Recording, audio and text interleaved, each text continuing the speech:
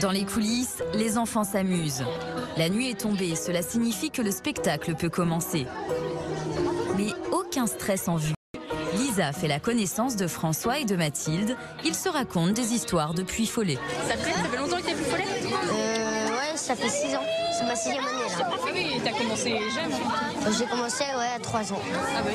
Commencé un peu envie de passer à la télé. Toi, c'est ta combienième année? Ma 10e. Et toi, t'es pas à l'école du foot? Si.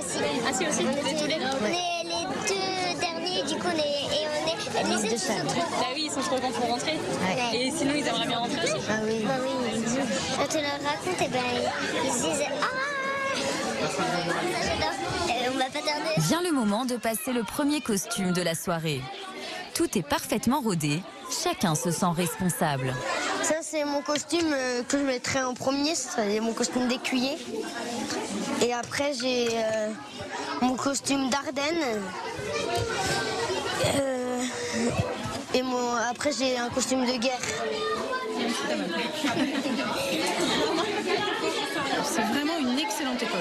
Parce qu'ils apprennent l'exigence, ils apprennent à faire ce qu'ils doivent faire. Et on sait qu'on compte sur eux.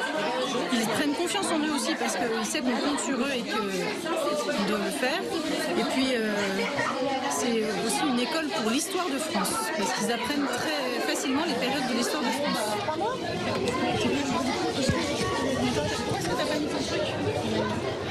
Sur les 25 hectares que représente la Seine, les bénévoles sont à leur poste répartis dans chaque village, tous prêts à se lancer dans le spectacle. Il fait noir, il faut faire silence, il y a du monde partout. Et pourtant, chacun trouve sa place sans encombre. Lisa est fin prête, flambeau à la main, comme au cinéma. Action. Allez, go. Allez.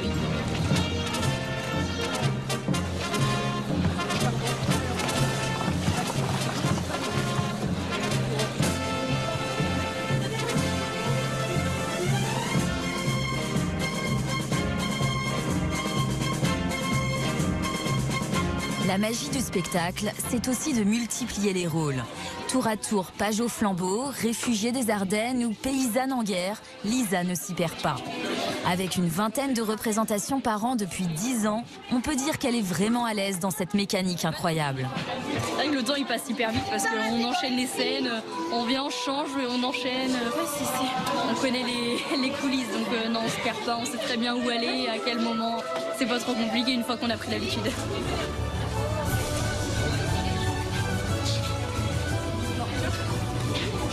Let's go.